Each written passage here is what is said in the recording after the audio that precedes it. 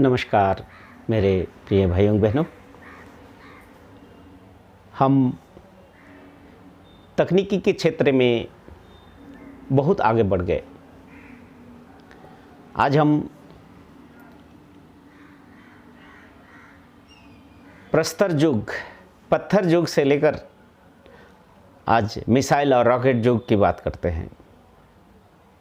चारों तरफ जहाँ देखो बड़ी बड़ी अट्टालिकाएं हैं, आलीशान बिल्डिंग है, सोफिस्टिकेटेड कार है, एडवांस मॉडल के कार है, वाहन है, खाने पीने की सामान की कोई कमी नहीं है। चारों तरफ भोग और भोग और मनुष्य की भोग और लालसा बढ़ती जा रही है। एक मोबाइल में सारी दुनिया समाई हुई है, उसमें रेडियो है, टेलीविज़न है, क्या क्या नहीं है, किताबें हैं, ज्ञान का भंडार है, सारी चीज़ हमारे मोबाइल में छुपा हुआ है। अर्थात अगर कहें तो तकनीकी क्षेत्र में हम बहुत आगे बढ़ गए हैं और अपने आप को मॉडर्न कहते हैं। हम अपने आप को मॉडर्न युग का मॉडर्न, क्योंकि हमारे हाथ में बाइक है, हमारे हाथ में कार है, हमारे लग्जरी बसेस है, लग्जरी घर है, लग्जरी फ्लाइट है, अर्थात लग्जरियस सारे चीज़ हमारे पास है। इतने होने के बावजूद भी आत्महत्याएं क्यों बढ़ती जा रही है? अच्छे पैसे वालों के घर के बच्चे बच्चियां आत्महत्या कर रही हैं। अच्छे एकेडमिकली एडवांस्ड बच्चे बच्चियां, स्टूडेंट्स आत्महत्या कर रहे हैं। IAS IPS आत्महत्या कर रहे हैं। बॉर्डर पे सेना में बॉर्डर सुरक्षा कर्मी आत्महत्या करते हैं, पुलिसकर्मी आत्महत्या करते हैं, अच्छे बड़े बड़े व्यवसायी आत्महत्या करते हैं। अगर आत्महत्या नहीं करते हैं तो देखा जाता है इनके घर के बच्चे लोग शराब लेते हैं, ड्रग लेते हैं, अल्कोहल लेते हैं। आखिर में क्यों? यही अगर प्रगति का मापदंड है, यही मानदंड है अगर मानव प्रगति का, तो फिर ये सारे चीज़ रहने के बावजूद भी आज दुखी क्यों हैं? यूक्रेन इतना डेवलप्ड कंट्री, हर क्षेत्र में यूक्रेन डेवलप्ड था। रशिया वॉरफेयर में इतना डेवलप्ड है, फिर भी क्यों असंतुष्ट हैं? किस तरह की प्रॉब्लम है इनको? अमेरिका को क्या प्रॉब्लम है? यूरोप अमेरिका में, जर्मनी में, फ्रांस में डेवलप्ड, जिसको हम डेवलप्ड कंट्री बोलते, डेवलप्ड माने उन्नत हो चुका है, वैसे वहाँ के लोग क्यों आत्महत्याएं कर रहे हैं? वहाँ क्यों युद्ध हो रही हैं? क्यों हर आए दिन नए नए आतंकी घटनाएं घट रही हैं? अरब से लेकर जितने भी डेवलप्ड कंट्री, सब जगह यही आतंक ही आतंक है। इसका वजह क्या है भाई? क्या चाहता है? यही मानव जाति का प्रगति का मापदंड है।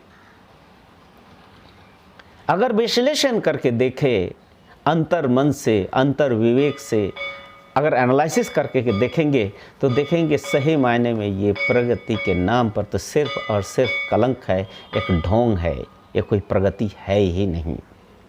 इसलिए मेरे प्यारे भाइयों, आज आप सबको मैं बताऊंगा कि सही मायने में जो प्रगति क्या है, किस किस क्षेत्र में प्रगति को हम सही ट्रू प्रोग्रेस कहेंगे।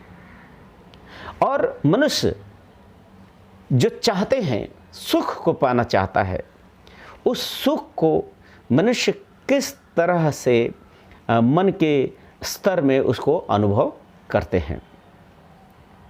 जैसे कि जानते हैं, अगर दर्शन शास्त्र में देखेंगे तो पंचवेदना है। क्या है? पंचवेदन। वेदन का मतलब होता है एक अवस्था। वेदन का मतलब होता है स्टेट। जैसे अनुकूल वेदन, अनुकूल मतलब आपके अनुकूल, आपके मन अनुकूल, आपके इच्छा के अनुकूल, जो परिवेश बनती हैं वो आपके लिए अनुकूल वेदन है।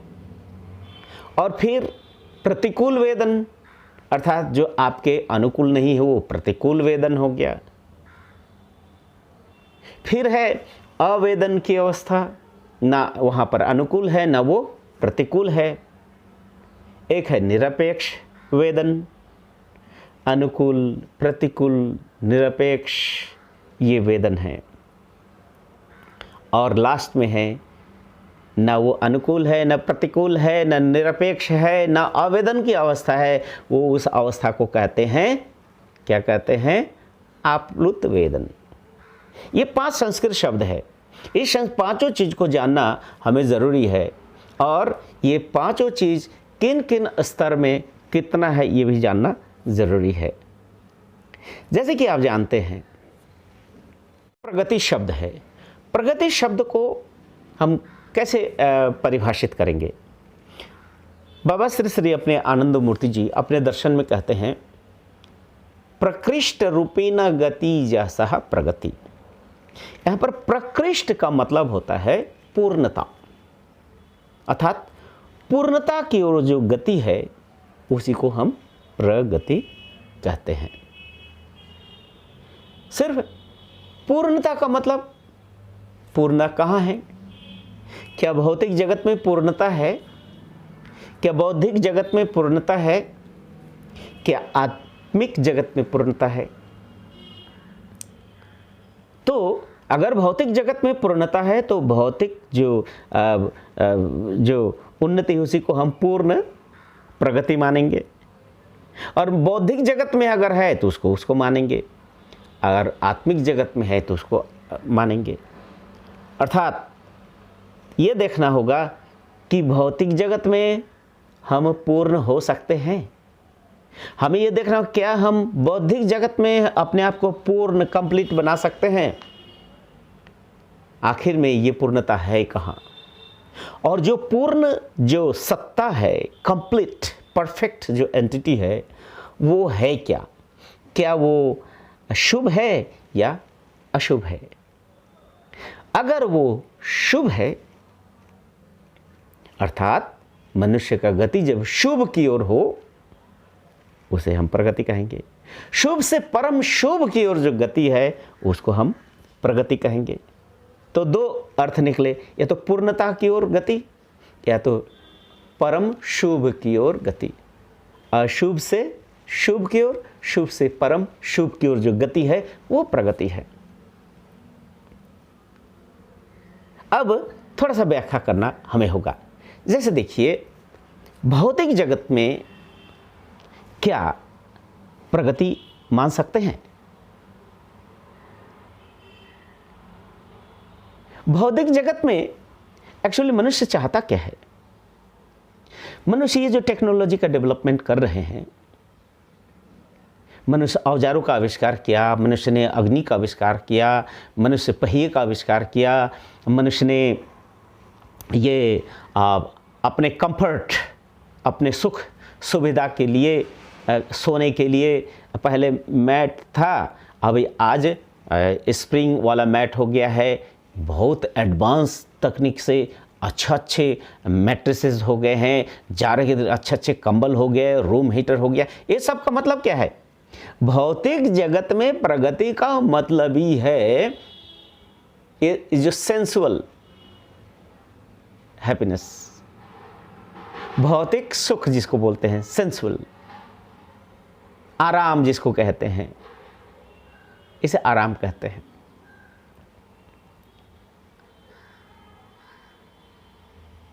एसी क्लास में ट्रैवल करना, इकोनॉमिक क्लास का ट्रैवल करना, एडवांस तकनीकी का ट्रैवल करना। लेकिन एक चीज़ है, भौतिक जगत में एक चीज़ है, जिस स्पीड से आप जा रहे हो एग्जैक्ट उसी स्पीड में फिर पीछे भी होना पड़ता है।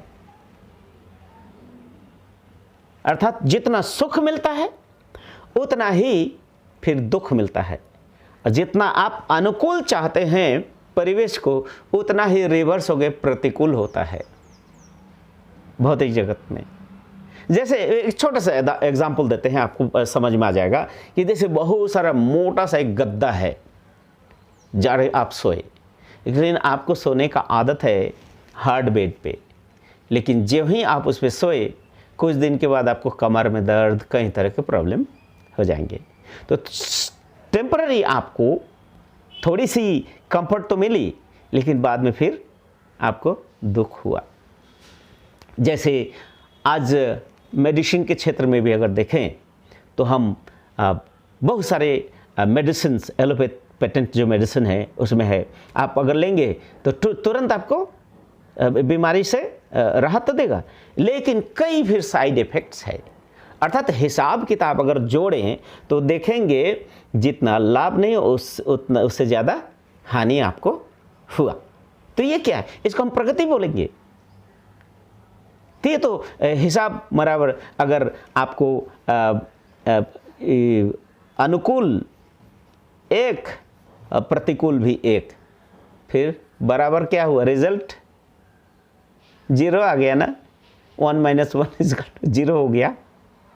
क्या बचा, कुछ बचा नहीं बचा। अर्थात भौतिक क्षेत्र में जिसे हम प्रगति कहते हैं, ये सही मायने में प्रगति है नहीं। जैसे देखिए, बैलगाड़ी में एक्सीडेंट कम हुआ करता था, मोटरसाइकिल आया तो मोटरसाइकिल पे जब कोई गिरते हैं तो हाथ पर बढ़िया से टूटते हैं, जान भी जाती है। ट्रेन में चलते, ट्रेन एक्सीडेंट तो हजारों का जान एक साथ ले लेता है।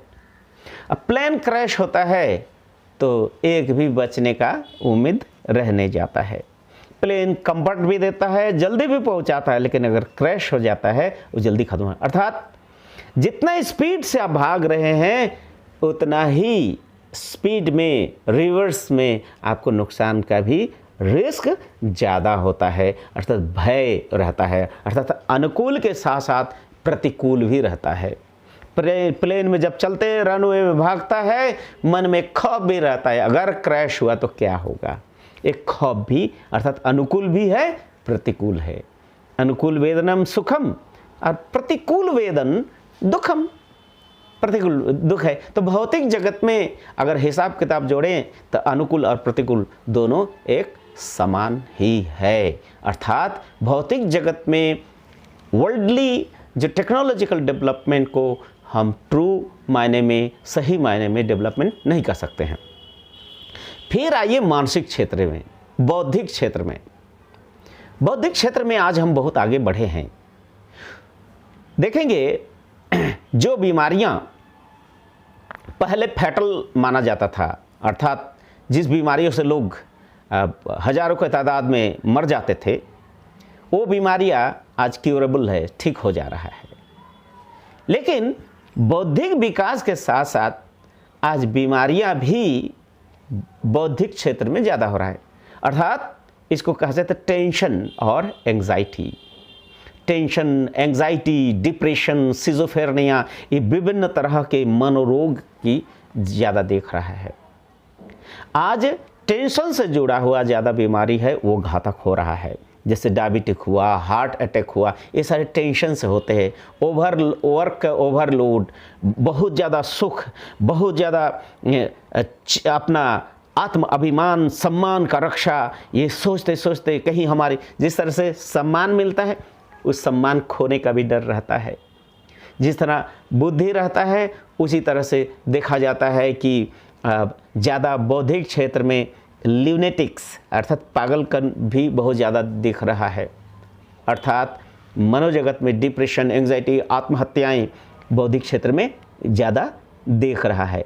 एक क्षेत्र में बौद्धिक क्षेत्र में बहुत आगे बढ़ गए हैं। मनुष्य की पहले की फिजिकल जो क्षमताएं हैं पहले की तुलना में आज बहुत कम हो गया है, लेकिन बौद्धिक क्षमताएं बढ़ गई हैं।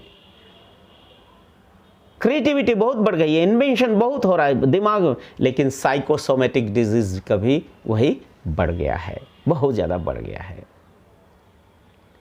तो बौद्धिक जगत में भी देखा जाता है अनुकूल भी है और प्रतिकूल भी है। अनुकूल और प्रतिकूल दोनों ही है। और एक चीज देखा जाता है कभी कभी अनुकूल प्रतिकूल के अलावे भी अचानक मान लीजिए कंटिन्यूअस किसी व्यक्ति को टॉर्चर करें, उसको मानसिक यातनाएं दें, देते देते ऐसा हो जाता है उनके जीवन में कोई आशा की जो भावनाएं हैं कि कुछ हम कुछ करेंगे, वो कुछ करने की, कुछ पाने की इच्छाएं ही खत्म, जीने की इच्छाएं ही खत्म हो जाती है। जीवन में निराशावाद, निहिलिज्म की भावनाएं जग जाती है। ऐसे अवस्था में उनको ये दुनिया है या नहीं है उसका कोई फर्क नहीं पड़ता है। इस अवस्था में भी इसको बोलते हैं निरपेक्ष वेदनियम, कोई फर्क ही नहीं पड़ता है उसको। निरपेक्ष वेदनियम न शरीर के साथ ना सुख भोग कर पाता है, न बौद्धिक कोई सुख, दोनों में से कोई भी वो अनुभव नहीं करता है। वो निराशावाद को लेकर चलता है। फिर देखा जाता है कि कुछ व्यक्ति को अचानक कोई अगर सदमा लग गया, अचानक कोई चोट पड़ गई, चोट के कारण भी एक कुछ ऐसे टेम्पोररी कुछ अवस्था में, ऐसे अवस्था में आ जाते हैं जिसको कुछ सुख दुख का अनुभव नहीं होता है। इस अवस्था को बोलते हैं अवेदनियम। लेकिन ये शॉर्ट टाइम के लिए होता है, लेकिन वो अवस्था खत्म होने के बाद फिर देखा जाता है अनुकूल और प्रतिकूल दोनों की अवस्थाएं होती हैं। तो उसी तरह से निरपेक्ष जो वेदन है वो भी वैसा ही है। थोड़े देर के लिए मनुष्य में निराशावाद 1 साल 2 साल 5 10 साल के लिए हो सकता है, उसके बाद फिर अगर मन उनके ठीक हो जाते हैं तो फिर उनके अनुकूल या प्रतिकूल के रूप में ही, सुख या दुख में ही परिणत होते हैं। या तो बहुत ज़्यादा रोएंगे या बहुत ज़्यादा हंसेंगे, इस तरह की होती है। तो ये जो भौतिक प्रगति, मानसिक प्रगति के साथ साथ देखेंगे ये चारों वेदन भी उसमें उपस्थित होता है। अनुकूल, प्रतिकूल, निरपेक्ष और क्या है, अवेदनियम का अवस्था है। तो देखा जाता है कि मनुष्य के जीवन में भौतिक जगत में जिसको हम प्रगति कहते हैं ये प्रगति नहीं है। बौद्धिक जगत में भी कितना भी नाम यश किताबें डिग्रियां आप भर लें, फिर भी आपके मन में एक हमेशा सदा डर रहता है, एक टेंशन, एंजाइटी, डिप्रेशन रहता है। अर्थात बौद्धिक क्षेत्र में जितना आगे बढ़ोगे डिप्रेशन का, टेंशन का ज़्यादा, सेंसिटिविटी, संवेदनशीलता, हार्ट की रोग ये आपको बहुत ज़्यादा बढ़ेंगे, डायबिटिक के रोगी बढ़ेंगे। इसीलिए आज की बीमारी बोला था साइकोसोमेटिक, शुरू होता है मन से, ख़त्म कहाँ होता है, शरीर में आके, अर्थात साइकोसोमेटिक डिजीज़ है, ये मेडिकल का भाषा है। उसके बाद तीसरा जो है वो आता है आध्यात्मिक जगत, आत्मिक जगत में। तो देखें कोई पेंडुलम को अगर झुलाते हैं तो जितना स्पीड में, जैसे आप कोई दोलन पे है, झूल रहे हैं, तो पीछे से कोई जितना स्पीड में आपको धक्का मारेगा उतना ही स्पीड फिर आप रिवर्स करेंगे। पत्थर को जितना स्पीड ऊपर जाएंगे वो पत्थर उतना ही स्पीड में नीचे की ओर आएगा। एग्जैक्टली भौतिक जगत में जितना आप आगे बढ़ोगे उतना ही पीछे गिरने का चांसेस है। बौद्धिक जगत में भी आगे बढ़ने से फिर पीछे जाने के भी चांसेस ज़्यादा है। तो आखिर में जाए कहाँ? हाँ, मनुष्य को एक ऐसी अवस्था में जाना पड़ेगा और मनुष्य का जो लक्ष्य है, मनुष्य का जो गोल है, वो मनुष्य इसी चीज़ को हमारे ऋषि मुनियों ने बहुत रिसर्च, अध्ययन, गंभीर ध्यान, अभ्यास के बाद वो अनुभव किए। नहीं, भौतिक जगत में वो नहीं है, मानसिक जगत में भी नहीं है, और मनुष्य का परम सुख का जो आश्रय है, सुख का जो परम सुख और परमानंद की जो अवस्था है वो और सिर्फ आध्यात्मिक जगत में होता है, आत्मिक जगत में होता है। आत्मिक जगत में पेंडुलम को बैलेंस करने के लिए रिवर्स एनर्जी की, रिवर्स फोर्स की ज़रूरत नहीं होती है। वो एक ऐसा अवस्था है जिस अवस्था में सिर्फ आनंद ही आनंद की प्राप्ति होती है। वहाँ पर मनुष्य के एक्शन रिएक्शन नहीं होता है, वहाँ पर सिर्फ फल ही फल है, आनंद की अवस्था है। अर्थात वहाँ रिएक्शन नहीं है, रिएक्टिव मोमेंटा नहीं है, वहाँ पर संस्कारों का जन्म नहीं, संस्कार वहाँ खत्म हो जाते हैं। अर्थात अनुकूल, प्रतिकूल, निरपेक्ष, अवेदनियम अवस्था को पार करके उस अवस्था में करते हैं जहाँ पर सिर्फ आनंद ही आनंद है। इस अवस्था को बोलते हैं आपलूत वेदन। आप्लुत वेदन है। ये क्या है? यूनिडायरेक्शनल है, यूनिडायरेक्शनल अर्थात एक ही दिशा में है। और उसका और एक है जिसको मल्टी डायरेक्शनल। और मल्टी डायरेक्शनल क्या है?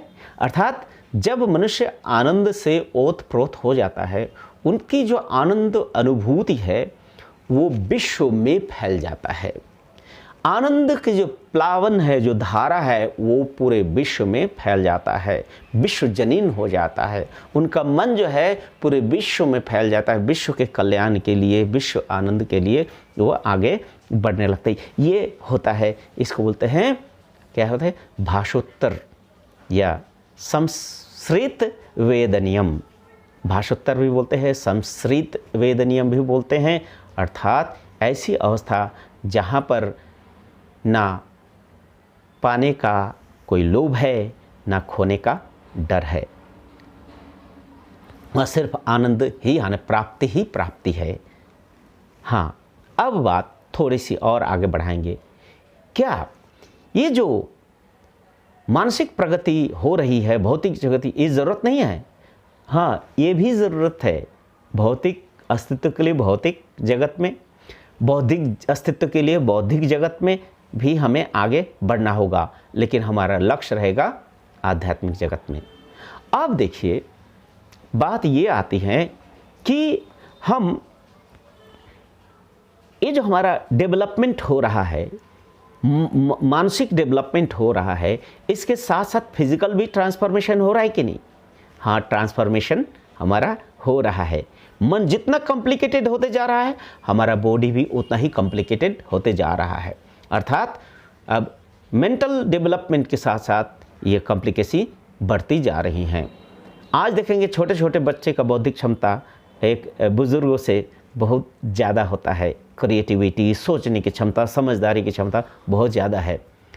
मनुष्य पहले की तुलना में इंटेलेक्चुअल, पहले इमोशनल होते थे, और आज मनुष्य इंटेलेक्चुअल ज़्यादा है। हर चीज़ इंटेलेक्चुअल से समझने का कोशिश करते हैं। और यही कारण है, आने वाला दिन मनुष्य का जो है मेंटल फैकल्टी बहुत ज़्यादा डेवलप हो जाएगा। मेंटल फैकल्टी इतने डेवलप हो जाएंगे कि मानसिक चाप के कारण धीरे धीरे ये जो हमारे स्नायु है और धीरे धीरे मोटे होते जाएंगे और ताकतवर होते जाएगा। उससे क्या होगा? हमारा माथा जो है बड़ा हो जाएगा, और ये जितने शरीर के अंग है वो दुबले पतले हो जाएंगे कि इसका यूज़ फिर रहेगा नहीं। तो उस समय वो सिर्फ बौद्धिक क्षेत्र में नहीं, वो आध्यात्मिक साधना में डूबे रहेंगे, अर्थात आध्यात्मिक शक्ति के माध्यम से। जैसे आज कल्पना दिखा जाता है कि एलियंस का माथा बहुत बड़ा है, वैसे ही आने वाला युग है, आध्यात्मिक युग है। मनुष्य का शरीर ऐसा ही बनेगा। ये जगत गुरु श्री श्री आनंद मूर्ति जी, हमारे प्रिय बाबा का कथन है, लिखा हुआ है कि मनुष्य में ये टोटल एक ट्रांसफॉर्मेशन आ रहा है। फिजिको साइको स्पिरिचुअल लेवल में इसके स्नायु मजबूत होंगे। अब बताइए, ये जो मनुष्य का टेंशन है, एंग्जाइटी है, इसको कैसे ख़त्म करेंगे? हाँ, इसको ख़त्म करने के लिए भी ऋषि मुनियों ने एक तकनीक डेवलप किया है कि जो मानसिक आवेग है, मानसिक जो टेंशन है, उसको सूक्ष्म आध्यात्मिकता में हम कन्वर्ट कैसे करें।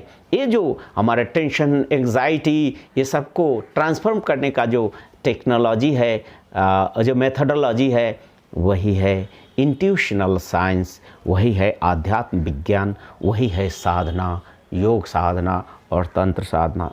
इसके माध्यम से मनुष्य अनुकूल, प्रतिकूल, निरपेक्ष और अविध नियम को अवेक्षा जो स्तर है उसको पार करके आप्लुत वेद नियम, आनंद का अवस्था को प्राप्त करेंगे। वही होगा सही मायने मनुष्य का प्रगति, जहाँ पर ना कोई एक्शन, ना कोई रिएक्शन, सिर्फ आनंद ही और प्राप्ति ही है, खोने का कोई डर नहीं है। इसीलिए मेरे बातों को अगर थोड़ा भी समझ में आया, इसलिए आइए हम सब मिलजुल के उस अवस्था को प्राप्त करें जिस अवस्था में सही मायने में हमें इस विकट और विकृत परिस्थितियों का सामना न करना पड़े, इस धरती को हम स्वर्ग बना सकते हैं सिर्फ और सिर्फ आध्यात्मिक जगत में अपने आप को प्रतिष्ठित करके, आध्यात्मिक जगत में अपने आप को एस्टेब्लिश होके ही ये संभव हो सकता है।